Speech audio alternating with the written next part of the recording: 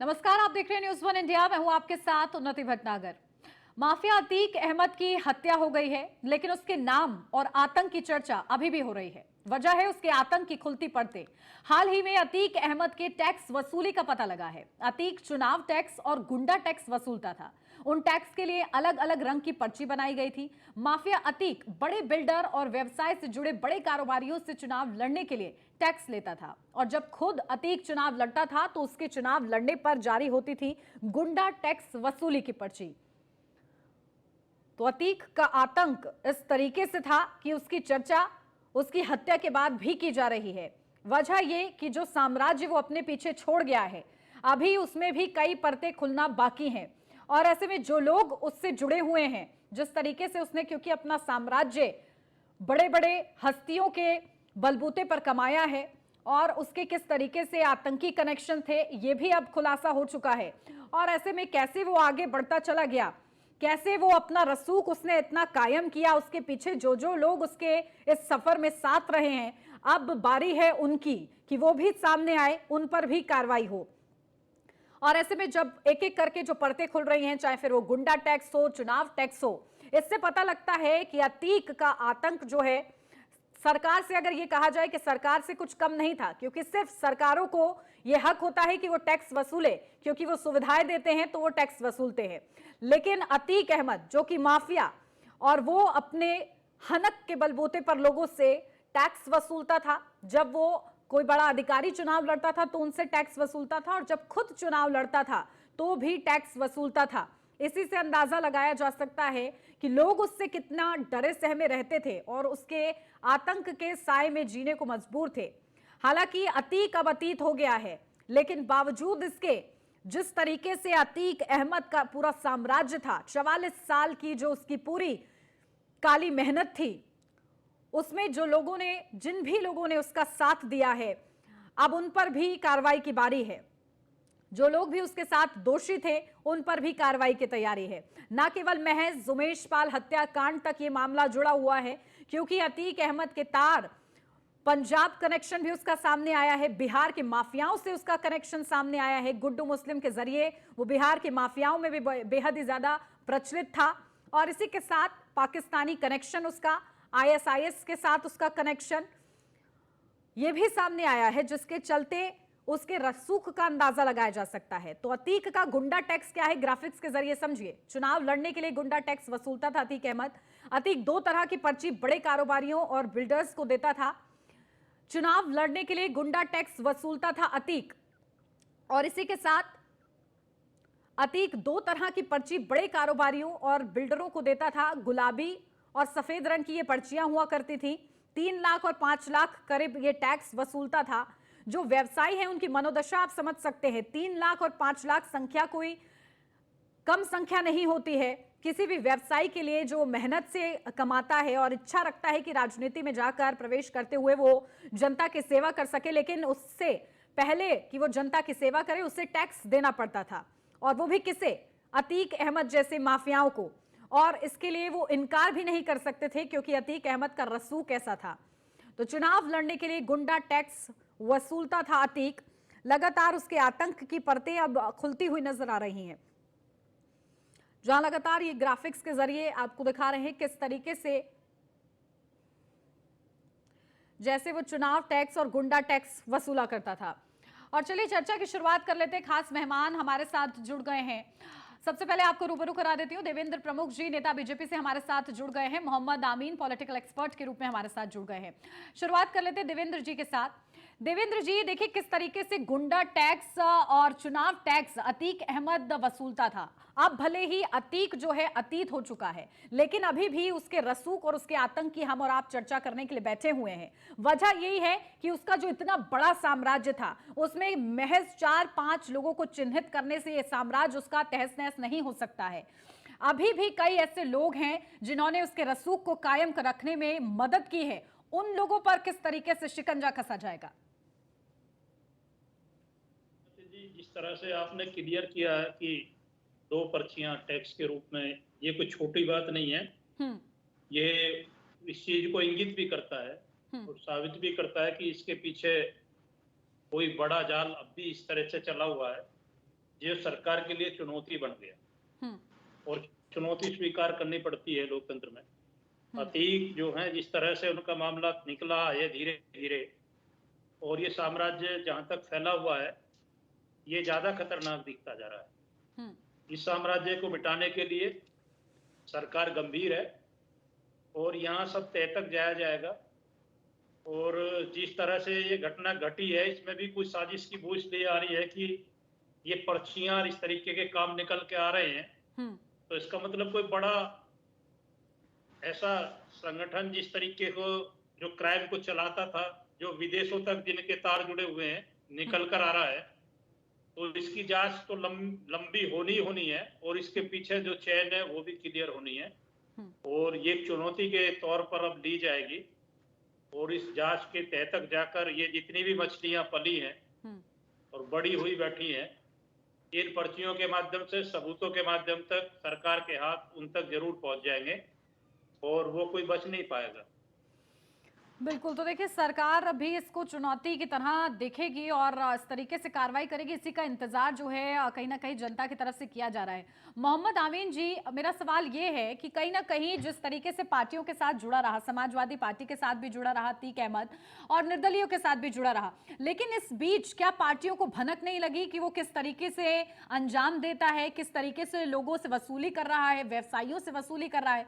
वो खुद चुनाव लड़ता है, जब उनको टिकट दिया जाता है, अतीक अहमद को बार बार टिकट दिया जाता रहा, तो वो खुद जाकर गुंडा टैक्स भी वसूली करता है। कानों कान किसी को खबर नहीं लगी? देखिए, जहां तक सवाल है इस बात का कि जो क्राइम करता है वो तो दोषी है ही है, और जो क्राइम सहता है, बताता नहीं है, खोलता नहीं है समय रहते, वो उससे बड़ा दोषी है। हम तो ये जानना चाहेंगे कि जो हमारे प्रदेश की सरकार है, इसको 6 साल हो गया है, और हमारी जो देश की सरकार है वो 9 साल हो चुका है, तो हमारे देश की एजेंसियां क्या कर रही थी? जो इंटेलिजेंस है, लोकल इंटेलिजेंस है, ये सब क्या कर रहे थे, और कहाँ हैं ये लोग?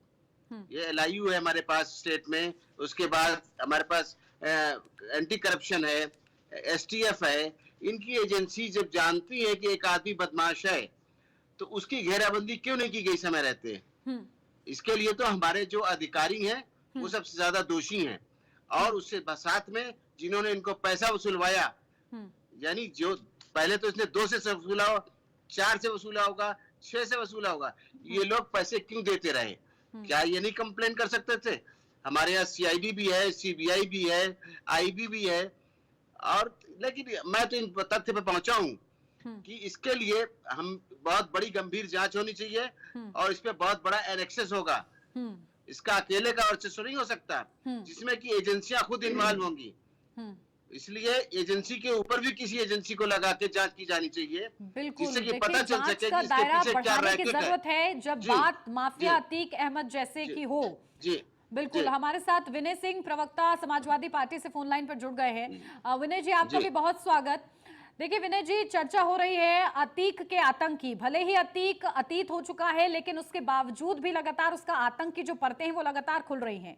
वो गुंडा टैक्स, चुनाव टैक्स वसूलता था, पार्टियों की तरफ से बार बार उसको टिकट दिया जाता रहा, लेकिन क्या इसकी कभी भनक नहीं लगी कि व्यवसायियों के साथ वो किस तरीके से वसूली करता था? खुद को एक सरकार की भूमिका में वो देखता था, क्योंकि सरकार को सिर्फ इजाजत है कि वो टैक्स वसूल सकते हैं क्योंकि वो सुविधाएं दे रहे हैं। बावजूद इसके क्या वो सरकार से बड़ा हो गया था? ये तो भारतीय जनता पार्टी का मामला है, लेकिन इस समय 6.5 साल की सरकार हो गई भारतीय जनता पार्टी की, तो कहीं न कहीं भारतीय जनता पार्टी के ही लोगों के साथ जमीन के व्यवसाय थे उसके। तथाकथित प्रयागराज के मंत्री जो खुल करके सामने आ रहा है, अभी उनकी पत्नी जो है, अतीक की पत्नी ने भी कहा कि हमने 5 करोड़ रुपया दिया है। ये जांच होनी चाहिए कि 5 करोड़ उसके पास कहां से आए और 5 करोड़ इन्होंने लिया तो क्यों लिया, इसकी जांच होनी चाहिए। कहीं न कहीं संबंध, सारे संबंध जो निकल करके आ रहे हैं, जो अभी अशरफ ने पहले पत्र में लिख करके दिया, जो पत्र सामने आ रहा है, तो वो सभी भारतीय जनता पार्टी के ही तथाकथित नेता कहीं न कहीं अतीक के साथ संलिप्त पाए जाते हैं। और इनका संबंध आपको बता दें, बहुत पहले भैरव सिंह शेखावत जब चुनाव लड़े थे तो समाजवादी पार्टी से सांसद थे, वो समाजवादी पार्टी से बगावत करके भैरव सिंह शेखावत को वोट दिया था। तो कहीं न कहीं रिश्ते थे। चाहे आप रीता बहुगुणा जोशी के चुनाव को देख लीजिए, जब वोटों का ध्रुवीकरण कराना था तो दूसरी जेल से चुनाव आयोग से रातों रात परमिशन लेकर के उसे प्रयागराज जेल में शिफ्ट कराया गया। ये रिश्ते क्या कहलाते हैं? ये सारे भारतीय जनता पार्टी के माफियाओं से रिश्ते रहे। यह इनका कोई विजन नहीं रहा कभी वोट लेने का। समाजवादी पार्टी ने हमेशा विजन के साथ काम किया, माफियाओं से रिश्ते कभी नहीं रहे। माननीय राष्ट्रीय अध्यक्ष जी ने जब देखे कि अतीक के कृत्य अच्छे नहीं है तो उनको निकाल करके बाहर किया। लाख प्रयास के बाद भी समाजवादी पार्टी में किसी माफिया को जगह नहीं दिया गया। विनय सिंह जी, लेकिन सवाल ये भी है, आपने कहा ये तो बीजेपी का मामला है, लेकिन टिकट तो समाजवादी पार्टी भी देती रही। समाजवादी पार्टी अपने तरफ से पूरा पल्ला इस तरीके से नहीं झाड़ सकती है। ये सवाल आपका कायम है कि देवेंद्र जी से ये सवाल मैं जरूर पूछूंगी आपका। नहीं, मुझे ये बताइए कि अपना दल से चुनाव लड़ा था वो रिश्ते किससे है? आखिर भारतीय जनता पार्टी से है भी ना अपना दल का रिश्ता है। तो आप कैसे कह सकती है समाजवादी पार्टी ने तो उसको बाहर का रास्ता दिखा दिया। अब जब प्रयागराज के तथाकथित मंत्री, तो ये आज और कल की बात नहीं है, ये पहले की ही बात है कि चुनाव लड़ने समय वो किस तरीके से चुनाव टैक्स और गुंडा टैक्स वसूलता था। वो हर चुनाव में ऐसा करता था। आप एक चुनाव का जिक्र करके नहीं कह सकते। फिलहाल ठीक है, देवेंद्र जी से मैं आपके सवाल का जवाब लेती हूँ। देवेंद्र जी देखिए, क्योंकि जिस तरीके से शाइस्ता परवीन की जो चिट्ठी सामने आई है वो बड़े खुलासे करती है और उस चिट्ठी पर बड़े सवाल खड़े होते हैं। उमेश पाल हत्याकांड के बाद ही उन्होंने ये चिट्ठी लिखी थी और वही हुआ, हत्या हुई अतीक अहमद और अशरफ की, वो भी पुलिस की मौजूदगी में। सवाल तो कई हैं, किस तरीके से आप लोग जवाब देंगे? देखिए उन्नति जी, जिस तरह से विनय जी ने सवाल उठाए हैं और उनको एलिकेट करने की कोशिश की है, और होता भी है राजनीति में, लेकिन होता नहीं इस चीज को आप कबूल कीजिए ना। मरने वाला व्यक्ति लिख करके गया है तो क्या झूठ बोल रहा है? आप मेरी बात पूरी होने दीजिए विनय जी, फिर आपका नंबर आएगा। आप बोलेंगे तो आप मेरा काउंटर करना, पहले मैं जवाब तो दे दूंगा। ठीक है देवेंद्र जी, आप अपनी बात रखिए। मैं ये कह रहा हूँ कि जिस तरह से इन्होंने हमें एलिकेट किया है, इनका और इनके पास कुछ बन नहीं रहा, क्योंकि कभी प्रत्यक्ष को प्रमाण की जरूरत नहीं होती। वो ना भारतीय जनता पार्टी के सदस्य रहे, ना कहीं उन्होंने राजनीति की, क्योंकि वो इनके दाएं बाएं और गुंडा एक्ट के जो कमीशन होते हैं और गुंडा एक्ट की जो पर्चियां बनी थी वो सभी शासनकाल की है। ये इन्हीं को जाता था सब। अब इनको डर सता रहा है। आखिर ये जब चैन खुलने लगी है तो ये चैन खुलते खुलते ये तो जाएगी। ये कब से शुरू हुई है? ये 6 वर्ष के शासनकाल का नहीं वो अभी, वो जब तक तो जेल में पड़ा है। कहाँ टैक्स चल रहे थे भैया, कहाँ टैक्स चल रहे थे? वो तो अपना उस समय जान बचाते फिर रहे, अपने मुकदमे लड़ रहे, सामने कर रहे अपने कार्यकलापों का। यह टैक्स वगैरह का मामला तो आप ही के तो लोगों के घरों में भरा हुआ है। आप इन्हें तो उसको टारगेट किया है। आप इन्हें तो राजनीतिक लाभ उठाने के लिए इधर उधर, कभी आप मायावती जी अपनी गोद में बैठा लेती है मुस्लिम को मनाने के लिए, कभी सपा बैठा लेती है। एक बड़ा नाम, एक बड़ा चेहरा मिला, यूज करते रहे। और आप जो टैक्स और पर्चियों का पैसा आपकी सरकारों में आया है, ये जांच का विषय होने दीजिए आप। और जब वो किसी को एलिकेट कर रहे हैं तो उस पर भी जांच होगी, चाहे वो बीजेपी से हो या किसी से। आप इस बात से परेशान ना हो। आप करते रहिए, जो आपके पास तथ्य सबूत है उन्हें देते रहिए। दूध का दूध, पानी का पानी होगा। बिल्कुल, देखिए जब तक जांच नहीं हो जाती आरोप प्रत्यारोप तो जारी रहेगा। विनय जी, जो पालन पोषण का आरोप आप भारतीय जनता पार्टी पर लगा रहे, भारतीय जनता पार्टी भी वही आरोप समाजवादी पार्टी पर लगा रही है। तो ये देखिए, इनके आरोप लगाने से क्या होता है? समाजवादी पार्टी में वह तो समाजवादी पार्टी भी आरोप ही लगा रही है, उनके पास भी कोई तथ्य नहीं है इसको लेकर, कोई सबूत नहीं है। हम पूछना चाहते हैं नंद गोपाल नंदी से इसके क्या रिश्ते हैं? क्यों नहीं उसको जो है इस चीज की जांच की जाती है? और रही बात मुख्यमंत्री की, तो मुख्यमंत्री ने संविधान की धज्जियां उड़ा रखी है।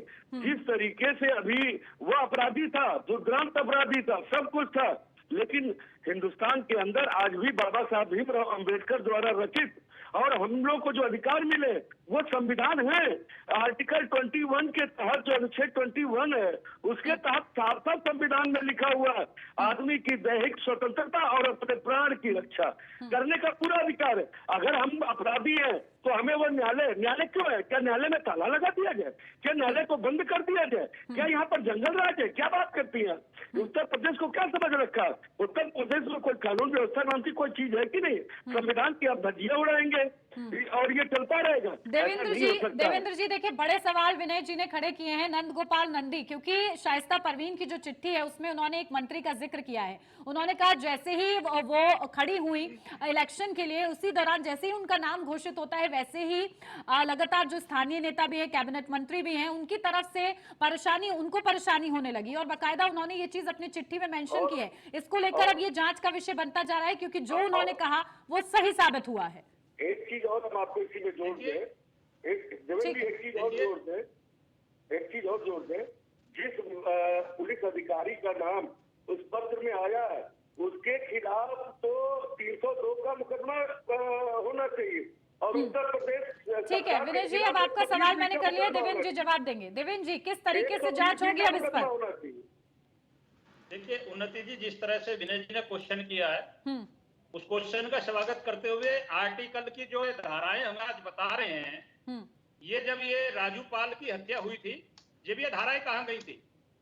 या उमेश पाल पर जब ये हत्या हुई थी, ये आर्टिकल याद नहीं आया संविधान का? आज बैठकर तुम आर्टिकल बताते हो हमें बार-बार और हम आर्टिकल सिखा रहे हो। अरे मरे हुए आदमी को जब उसको सड़क पर ले जाकर फोन करके सारा रिकॉर्ड आ रहा है कि वो देखो वो तुमने जो हमारा जिंदा है अभी, और हॉस्पिटल जाने से पहले 100 गालियां मारी जाती है, रोड पर घुमाया जाता है। कहां था तुम्हारे आर्टिकल? तुम जैसे लोगों ने पाल पाल कर अतीक अपनी वोट के लिए, सुरक्षा के लिए बनाया था। आप यही तो चीज आ रही है, आपने तो पूरी गुंडागर्दी कर रखी है। ये सब अतीक और इनकी हुकूमत अतीक से बड़े तो आप लोग करते हैं। देखिए परेशानी यही है कि लगातार अगर सवाल पूछा जाता है तो आप लोग एक दूसरे के कार्यकाल पर चले जाते हैं, उनकी घटनाओं का जिक्र करने लगते हैं, लेकिन वो मामला जो है पीछे छूट जाता है। हिंदुस्तान के संविधान एक अतीक को मारने के चक्कर में 3 अतीक पैदा किया, क्यों नहीं किया पैदा? क्या सरकार से संबंधित हो, कानूनी कार्रवाई, संवैधानिक कार्रवाई, दिमाग खराब। अगर इस आर्टिकल की आप रक्षा करते, सुरक्षा करते, जब जब आपको मौका मिला तो आज ये नहीं जीना था, आज ये नहीं देखना पड़ता, आज बार बार अतीक और अंसारी जैसे लोग पैदा नहीं होते। देखिए देवेंद्र जी,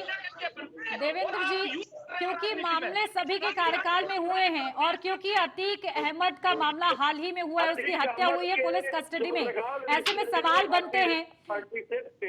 सवाल का जवाब दे रहा हूँ उन्नति जी, लेकिन आपके पास जवाब है तो समझे, आपके पास जवाब है तो विनय जी फिर जब वो आपसे सवाल करते हैं तो आपके पास भी जवाब नहीं होता है। जब वो राजू पाल हत्याकांड को लेकर सवाल करते हैं तब आप जवाब नहीं दे पाते हैं। ठीक है, मैं लौटती हूँ आप लोग के पास। हमारे संवाददाता नीलेश चौहान ग्राउंड जीरो से हमारे साथ जुड़ गए हैं। नीलेश, देखिए किस तरीके से लगातार अतीक अहमद और अशरफ की जिस तरीके से हत्या की वो बताता है, एक बात पर बार बार गौर करने के लिए कहीं ना कहीं फोर्स करता है कि अतीक अहमद और अशरफ जैसे माफिया को भी खतरा था उनकी जान का। आखिर इसके पीछे किसका हाथ हो सकता है? जिस तरीके से वो गुंडा टैक्स, चुनाव टैक्स वो वसूलता था, उसका संबंध कैसा रहा व्यापारियों के साथ ये दर्शाता है, उसकी हनक कैसी रही ये दर्शाता है। अब बावजूद इसके किस तरीके से जांच की परतें खुलनी चाहिए? देखिए बिल्कुल, अभी मैं समाजवादी पार्टी के प्रवक्ता को सुन रहा था और भारतीय जनता पार्टी के प्रवक्ता को भी सुन रहा था। दोनों ही अपनी अपनी दलीलें दे रहे थे, एक दूसरे की सरकारों पर आरोप प्रत्यारोप का दौर चला रहे थे। मेरा दोनों ही प्रवक्ताओं से सीधा सवाल है कि समाजवादी पार्टी की सरकार में जिस तरीके से अतीक अहमद और अशरफ लगातार वसूली कर रहे थे चुनाव के समय, चाहे वो विधानसभा का चुनाव हो, लोकसभा का चुनाव हो, नगर निकाय का चुनाव हो, पंचायती चुनाव हो, उसमें बाकायदा एक पर्ची जारी की जाती थी जिसमें सफ़ेद पर्ची का रेट था वो 5 लाख के ऊपर और गुलाबी पर्ची का रेट 3 से 5 लाख रुपए है। वो पर्चियां भी अब सामने आई हैं, वो बैंक अकाउंट भी सामने आया है जो अतीक अहमद के नाम से है। दूसरा सवाल मेरा भारतीय जनता पार्टी के जो प्रवक्ता हमारे साथ इस समय मौजूद हैं उनसे है कि जिस तरीके से व्हाट्सएप चैट अब सामने आई है जिसमें बाकायदा पिछले अगर हम लंबे अरसे की बात करें तो अतीक अहमद साबरमती जेल में बंद था, जहां पर लंबे अरसे से भारतीय जनता पार्टी की सरकार है। अगर वो साबरमती जेल के अंदर से उत्तर प्रदेश में अपने सिंडिकेट को मजबूत कर रहा था, कश्मीर के अलगाववादियों से, दहशतगर्दों से संपर्क रख रहा था, तो साबरमती जेल के अंदर उसको मोबाइल फोन और ये सुविधाएं मुहैया कराने वाले लोग कौन थे? क्योंकि वहां पर भारतीय जनता पार्टी की सरकार है। अगर हम 2017 से पहले उत्तर प्रदेश की बात करें तो 12 से 17 के बीच में उत्तर प्रदेश में समाजवादी पार्टी की सरकार थी और मुख्यमंत्री अखिलेश यादव थे। उस समय के तमाम लेटर भी हमारे साथ हैं, हमारे पास मौजूद है, जिसमें अतीक अहमद ने पत्र लिखकर कहा था कि उमेश पाल हत्याकांड से उसको बाहर निकाला जाए, अपहरण के मामले से बाहर निकाला जाए, मुकदमा खत्म करा जाए। गृह मंत्रालय से सीधा अनुरोध उसने किया था और अखिलेश यादव ने उस समय उस अनुरोध को खारिज कर दिया था। तो ये दोनों प्रवक्ताओं से सवाल है। दूसरा सवाल ये आता है कि अतीक अहमद ने जिस तरीके से जरायम की दुनिया की कमाई से जो अवैध संपत्तियां बनाई थी, हालांकि तमाम संपत्तियों पर उत्तर प्रदेश सरकार का बुलडोजर चला है। आज की अगर हम बात करें तो आज एक और मामला निकलकर सामने आया है कि दिल्ली की शाहीन बाग में अतीक अहमद और अशरफ की कुछ संपत्तियां हैं जो बेनामी संपत्तियां हैं, उसका ब्यौरा भी निकलकर सामने आया है। दूसरी ओर अगर हम ईडी की बात करें, जो कि जांच एजेंसी है, ईडी ने साफ तौर पे कह दिया है कि अतीक और अशरफ के मौत के बाद भी जो जांच है वो निरंतर चलती रहेगी, क्योंकि तमाम अतीक अहमद के गुर्गे थे जो इस पूरे सिंडिकेट में शामिल थे, तमाम करीबी थे जो इस सिंडिकेट में शामिल थे।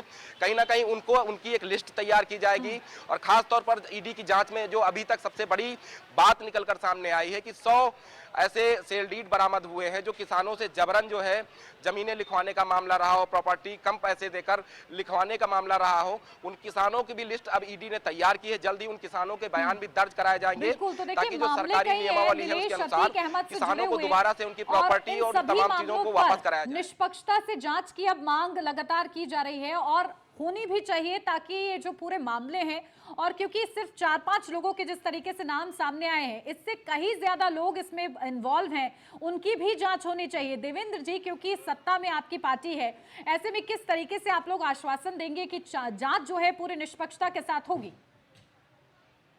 उन्नति जी, बिल्कुल हम आपके क्वेश्चन का स्वागत करते हुए, ये हम हमेशा तथ्य पर बोलते हैं डिबेट्स में, और जांच बिल्कुल होनी चाहिए, इसमें कोई संशय वाली बात नहीं है। आप समय थोड़ा इंतजार कीजिए, स्पीड बहुत है सरकार की काम करने की।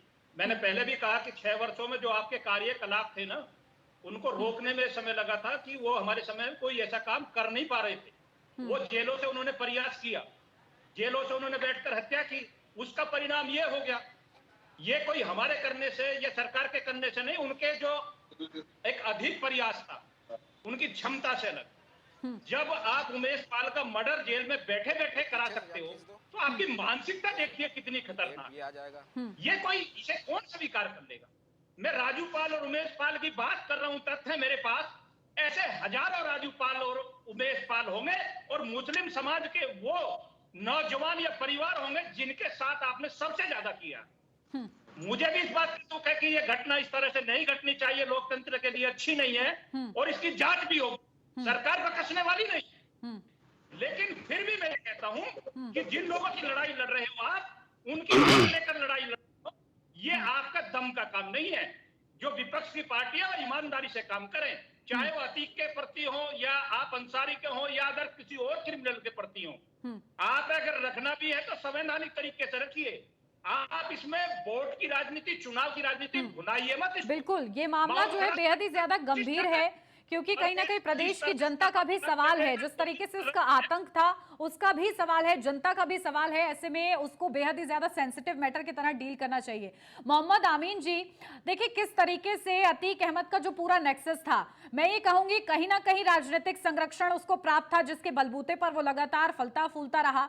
ये प्रयास, हालांकि सभी राजनीतिक पार्टियां जो है अपना पल्ला झाड़ेंगी इसी से, लेकिन बावजूद इसके अब, क्योंकि अतीत हो चुका है, बावजूद इसके अब उस नेक्सस को खंगालने का प्रयास करना चाहिए, जिसके बलबूते पर वो इस तरीके से काम कर रहा था। जेल में बैठकर वो हत्या की साजिश रच रहा था, अपने गुर्गे जो है उनके थ्रू वो मर्डर करवा रहा था। आखिर ये सब कैसे मुमकिन हो पा रहा था? कि आप एक बात को देखेंगी कि जो भी पार्टियां हैं, आपने सभी के बारे में सुना होगा कि ये लोग पैसा लेकर तब उनको टिकट देती हैं, और चाहे वो पार्षद का टिकट हो, चाहे वो एमएलए का हो या एमपी का हो टिकट, तो ये लोग लाएंगे पैसे कहां से? ये जनता का शोषण करते थे और करके उस पैसे को वो नेतागिरी करते थे। अभी हमारे जो नीतीश चौहान ने कहा कि ये वहां से बैठ के जेल में साबरमती जेल से बैठ के कैसे ऑपरेशन कर रहा था। इसके लिए कहीं ना कहीं हमारी एजेंसियों की चूक थी। चाहे ठीक है, मुख्यमंत्री चाह रहे होंगे सख्ती करना, गृह मंत्री करना चाह रहे होंगे, प्रदेश में अच्छा शासन चल रहा है, सब बातें ठीक है, लेकिन कहीं ना कहीं लैप्स था। सिक्योरिटी एजेंसीज का नेक्सस है, उसको चेक करना होगा और अधिकारियों को देखना होगा, और कौन से अधिकारी, कौन से ऐसे लोग हैं जो ऐसे लोगों को सपोर्ट करते हैं।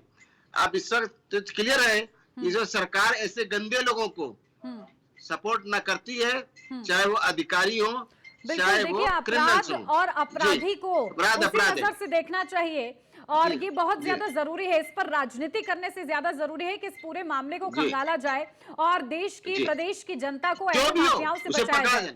बिल्कुल। विनय सिंह जी, मैं आखिरी कमेंट आपसे चाहूंगी। एक मजबूत विपक्ष होने के नाते आप आगे किस तरीके से इस पूरे मामले को उठाएंगे और सरकार के समक्ष रखेंगे? ना केवल सिर्फ इस पर राजनीति होगी, बल्कि इस और जो है एक गंभीर मुद्दा है, क्योंकि ये ऐसे में विपक्ष अपनी भूमिका कैसे अदा करेगा? राज्यपाल का जो नाम लिया है, आज राज्यपाल की पत्नी समाजवादी पार्टी में है। अगर वो संतुष्ट न होती माननीय राष्ट्रीय अध्यक्ष जी के न्याय से, तो वह समाजवादी पार्टी में नहीं होती। ये कहना गलत है कि राज्यपाल के मामले में समाजवादी पार्टी ने कहा। दूसरी चीज, विकास दुबे की जब हत्या हुई तो जांच में आया तथा कथित कई मुख्यमंत्री जो है कहीं न कहीं उससे संबंध है। क्या हुआ? तो भारतीय जनता पार्टी गुंडे पालती है, ये तो सभी लोग जानते हैं। वार्षिक मशीन रखती है, भ्रष्टाचारियों को पालती है, गुंडे पालती है, बाद में धुल करके। विनय सिंह जी, आपने मेरी बात को सुना नहीं। मैं चाहती हूँ कि इस पूरे मुद्दे पर राजनीति ना हो और विपक्ष भी कहीं ना कहीं अपनी अहम भूमिका अदा करे। हालांकि अभी भी आप उसी बयान पर स्टिक हैं और लगातार आरोप प्रत्यारोप का सिलसिला जारी रहेगा। फिलहाल वक्त मेरे पास नहीं है, माफी चाहूंगी आप लोगों से और सवाल करती। बहुत शुक्रिया आप सभी का खास हमारे साथ जुड़ने के लिए। तो देखिए, बड़ा सवाल अब यही उठता है कि आखिर किस तरीके से अतीक अहमद का जो पूरा साम्राज्य है, उससे जुड़े हुए जो लोग हैं, वो कैसे पर्दे के पीछे से बाहर आते हैं, उन पर किस तरीके से कार्रवाई होती है, और प्रदेश की जनता को असल मायनों में ऐसे माफियाओं से कैसे और कब तक छुटकारा मिलता है, ये देखना महत्वपूर्ण रहेगा। फिलहाल इस चर्चा में बस इतना ही। आप बने रहिए न्यूज़ 1 इंडिया के साथ।